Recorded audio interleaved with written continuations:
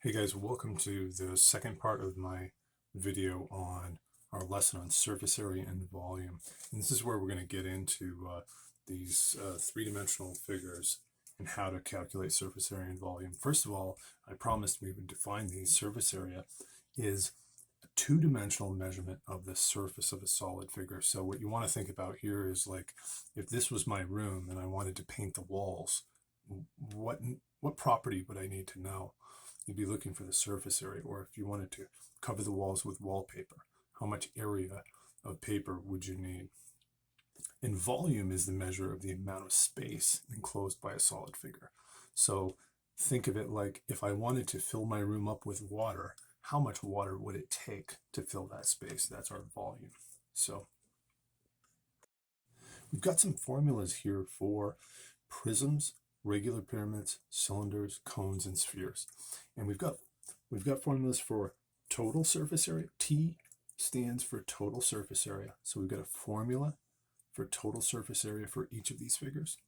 And then we've got a formula for volume for each of these figures.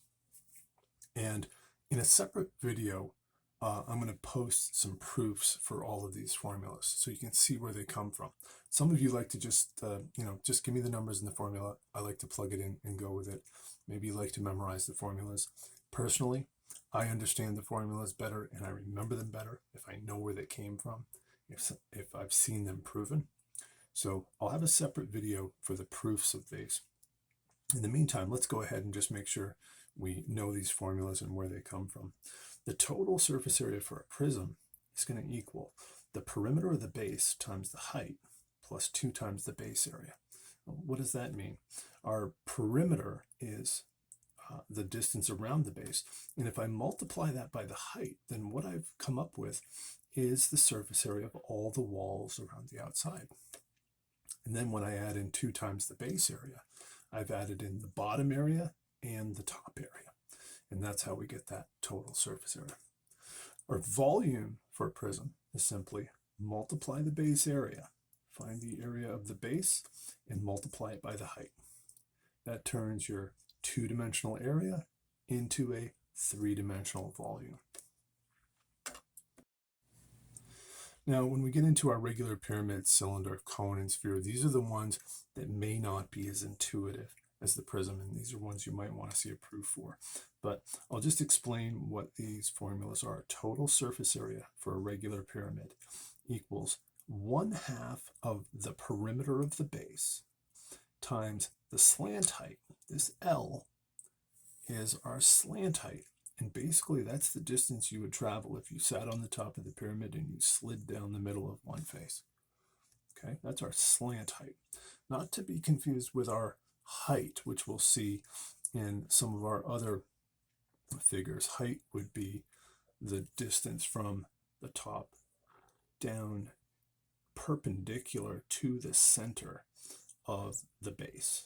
Okay, so, but we're going to use the slant height here. 1/2 times the perimeter of the base times the slant height plus the base area. And basically what this is doing is it's coming up with the area of all the slanted faces, and then we simply add in the base area to cover the bottom.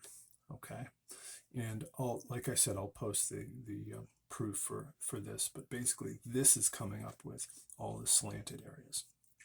And then our volume is going to be 1/3 times the base area times the height. And this should be fairly intuitive. You know there's going to be a fraction, some coefficient out here that's less than 1, because if we simply did base area times the height, we wouldn't have a pyramid. We'd have a prism. We'd have some solid square or rectangular area. It turns out that when we cut a pyramid, we end up with exactly 1/3 of the volume that we would have ended up with had it been a prism. And again, there is a proof for that. It's kind of interesting. Okay, our cylinder now. Our total surface area for our cylinder is 2 pi RH plus 2 pi r squared, where r is the radius of our cylinder and h is the height of our cylinder. And when we look at these two terms in total surface area, 2 pi RH ends up representing all of the surface area around the outside. If this was a soup can, it would be the sides of the soup can. And then we add in 2 pi r squared. This would represent the top and the bottom of the soup can, because pi r squared is the area of a circle, and you've got 2 circles, one on the bottom, one on the top. So that's our formula for total surface area of a cylinder. And for volume, it's simply pi r squared h, okay? These are a lot like these. When you think about it, they're not that different. I know they look different. This is curved, this is a polyhedron, this is not. But pi r squared h is really just base area times the height, isn't it? Because pi r squared is the area of the base of your cylinder, and h is its height. These look very similar, don't they? Good. All right, now we've got our cone.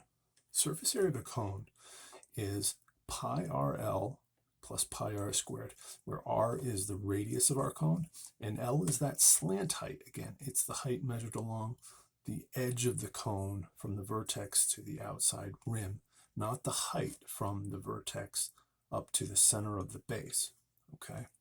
So pi rl plus pi r squared. And the pi rl represents the sides of that cone. If this was a party hat, it would represent the surface area of the hat. And a party hat would have no opening here. So you wouldn't actually add in that next term, would you? But if this is a cone that has a bottom on it, then you would add in pi r squared, because that is the area of the base. And our volume is going to be 1/3 pi r squared h. Does this look familiar to anyone? It's 1/3, hold on. This stuff looks familiar. 1/3 base area times the height. This is also 1/3 times the base area times the height. Remember, our base area for a cylinder or a cone is pi r squared because they're circles. So our volume is 1/3 pi r squared h. You can say a pyramid is to a prism, as a cone is to a cylinder. Okay, and then we have our sphere. Our sphere is really interesting. Total surface area for a sphere is 4 pi r squared. I have a real down and dirty proof for this that I can show in about 30 seconds. And then there's a much more interesting complex proof that takes much longer to prove. I'll end up posting links to some proof videos on these. So our total surface area is 4 pi r squared. Pi r squared, r being the radius of the sphere. And you can think of it as if you pulled out 4 circles out of the equator, 4 great circles out of the sphere, and you would have all of the area that it takes to cover that sphere. And it seems kind of counterintuitive, but it works, and there is a proof for it. Now our volume is going to be 4/3 pi r cubed, okay? And actually, this one is a little easier to prove than that one. Actually, it's significantly easier to prove. The proof for it actually involves using pyramids.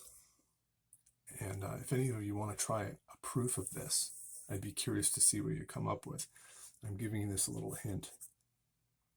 You need to use pyramids. So hopefully you can remember these, and if you have trouble remembering them, keep the sheet handy and consult it. And let's try a few problems and see if we can find some surface areas and volumes. Okay, they want us to find the surface area and volume of this cone. Now our surface area for a cone, does anybody remember what that formula is? It's pi rl plus pi r squared. Good. And the best way to tackle these is to write down what you know, so you can just plug it all in and crank it out. Do we know the radius of this cone? It would be 3 centimeters. Do we know the slant height? Careful here, this is your slant height, okay? This would be h, this would be l. I'll just label that there. So L equals 5 centimeters. And that's all we need for total surface area.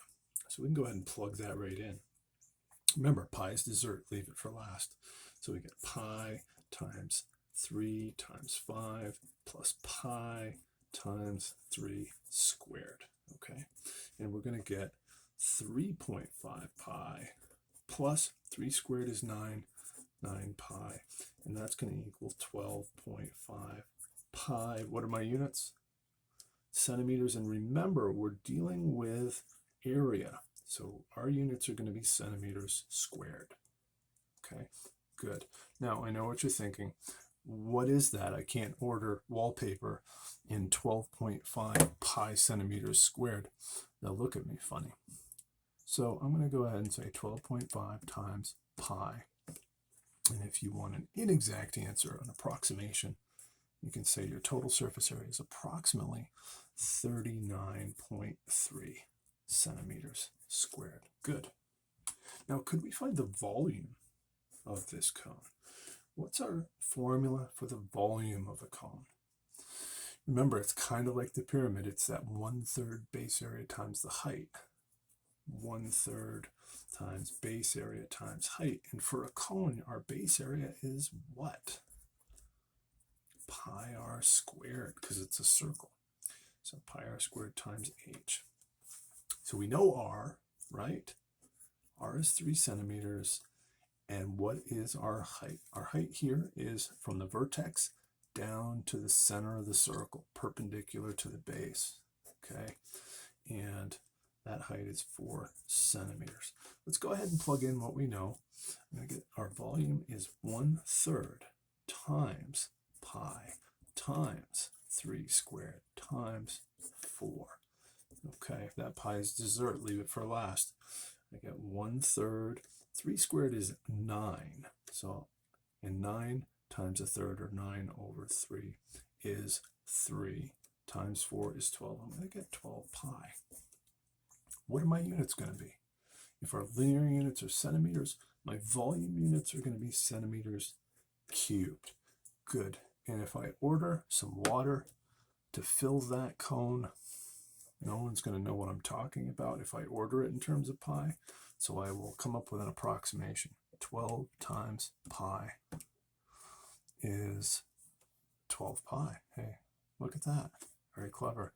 And this little button you should be familiar with will toggle you between exact answers and decimal answers. So 37.7 centimeters cubed.